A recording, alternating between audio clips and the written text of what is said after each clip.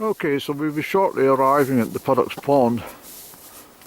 Puddocks Pond, of course, means frog's pond. And,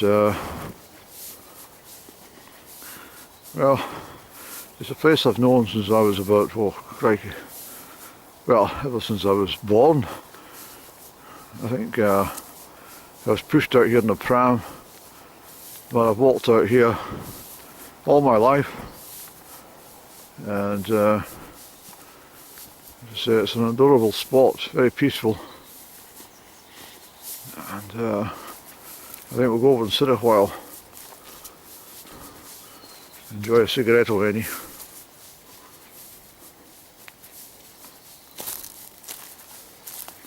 I talk about Nature Scott, that government quango that the SNP set up. There's a big heron, that's Laggan.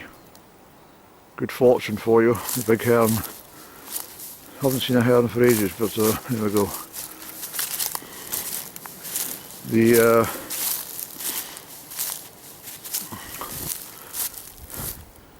The sense, well, the issued licenses, look at this, that's two herons, Andy. The issued licenses for the killing of stoats, you know, weasels, stoats in the Orkneys, and they killed 18,000 of them, and it cost over £1,000 per stoat to kill. Try and work that one out, but that's the figures. It was £1,081 per stoat, and they killed 18,000 of them. Well, as a result, the vole population in the Orkneys has exploded. So this quango, it seems to tell people they know what they're doing, are clueless. Basically they just issue licenses to keep themselves in a job, make themselves feel justified when they collect a salary that they've done something positive. But all they've done is upset the food chain and killed lots and lots of innocent animals for no damn reason. Another reason I don't vote for the Nationalists. They're the interfering mob. They've killed, I mean, you wouldn't believe how many creatures they've killed since they came to power. It's staggering. It really is. It's unbelievable. Robins and magpies and pigeons and crows and ravens, seagulls. I'm not going to go through the whole damn list because it's so peaceful here, you see.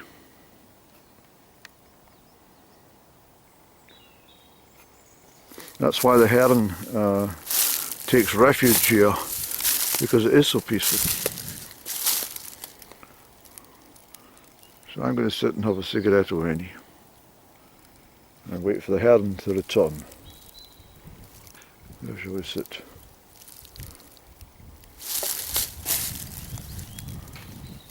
I think we'll just sit here.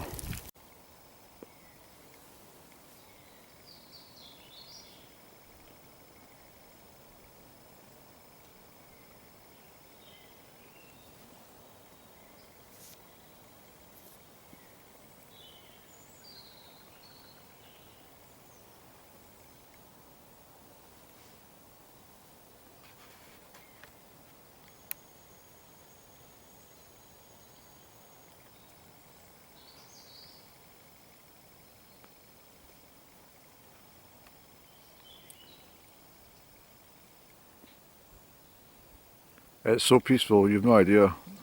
It's always been like this. It's amazing.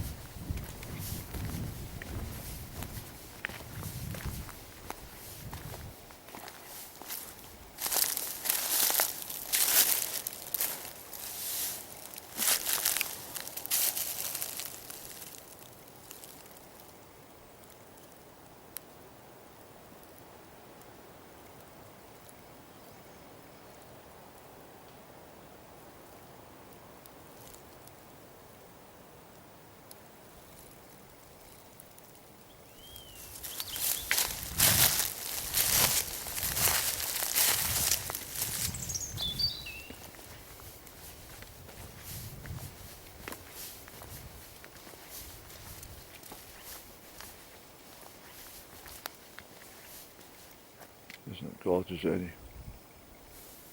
It is.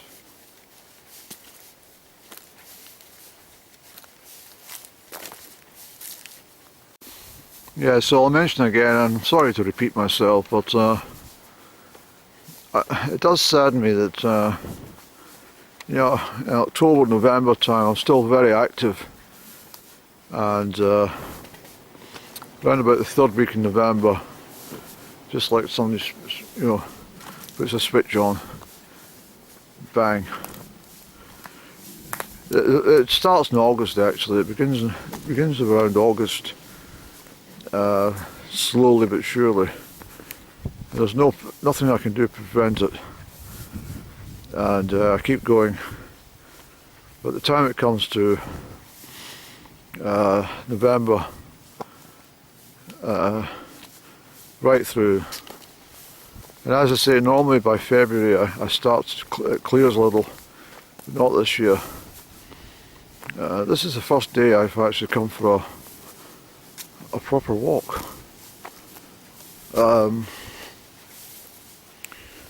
It's not the only walk I've had, I have to tell you, but it's you know,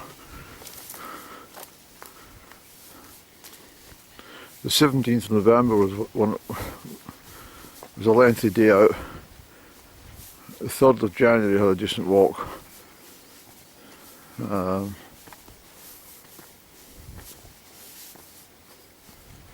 But most of February, March, although I have been busy, Andy, you've got to excuse yourself, you've been gathering, cutting timber for the fire.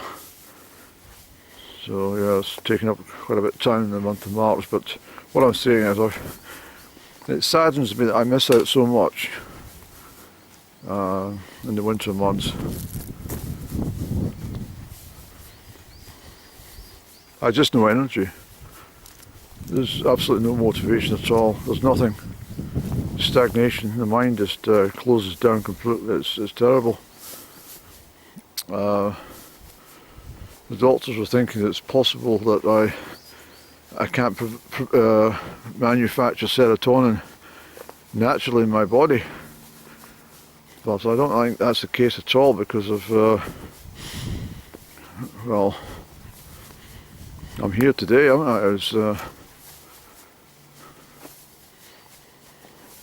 It's because there's no sunlight. There's a little robin. Simply the lack of sunlight. In the winter months, it just the daylight that we have, I have to utilise that time for, you know, things I have to do at home. Because as soon as it comes to dusk, well, as soon as nightfall comes, I can't do anything. So I've got to do everything in daylight hours. Why am I telling you this? Because I have these big gaps every year where I have all the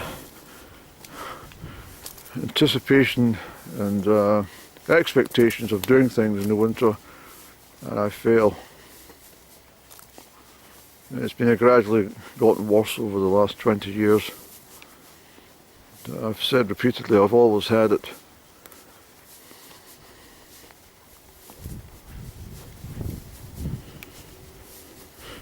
When the years I went to overseas to like Malta and stuff, then it didn't impact me quite so bad because I got some decent sunshine.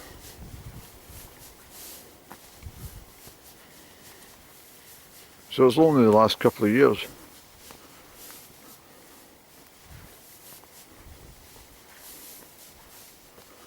Really, when I think about it, it's been really severe.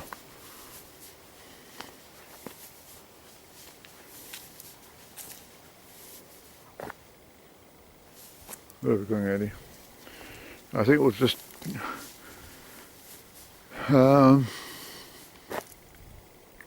we don't want to go all the way up there. I know where we are. We'll go up and sit at the bench for a moment, and then we'll come back along here, and we'll make our way back to the motor vehicle. There's another storm gathering, Andy. Yes, we knew that would happen. Yeah.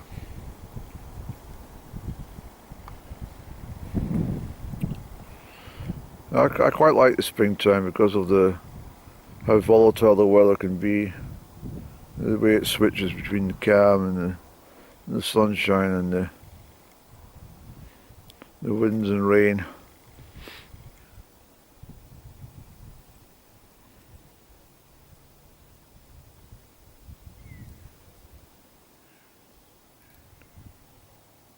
It's been perfectly peaceful out here today, Andrew. Yes, I know. But we'll backtrack that way again, and then we'll switch down, head down, go along by Trown, and then pick up the vehicle, yeah?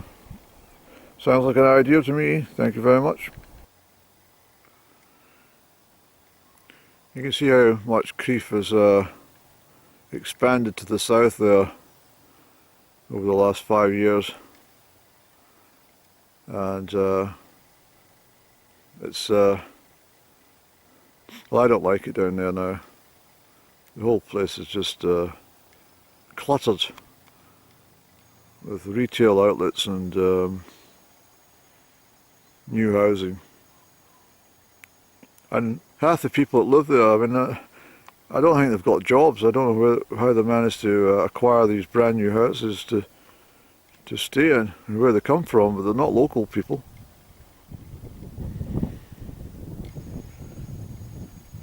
You know, I prefer the old part of Crieff. The sun's not hitting it well enough, but yeah, it's up there. If you look in the centre of the picture there, I talked about my great granny coming to view Lodge Brae. Well, that's Lodge Brae in front of that big white house. Well, the big building there.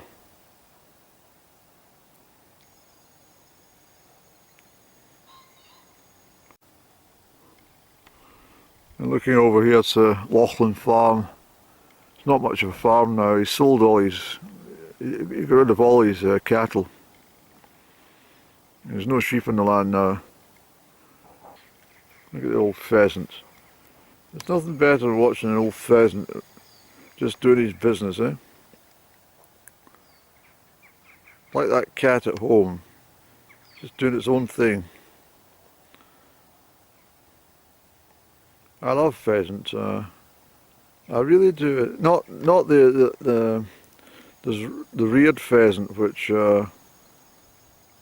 end up on the main roads committing suicide. Well, not entirely suicide, but they get killed by the thousands.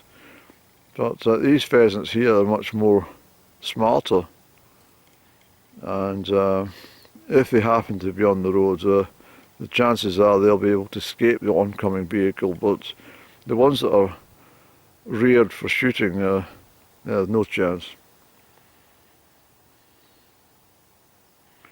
But I like the pheasant. I've been watching him. He's been away up the top there. When I was at Puddocks Pond, I saw him, and that's where he is now. He's just a delightful bird. Look, Andrew, the first primrose of the year. Isn't that amazing? That's early, but it's got a nice wee warm spot in here facing south. That's amazing. Hello, sir. Hello, boo. That is brilliant. Nice primroses on the 31st of March, eh?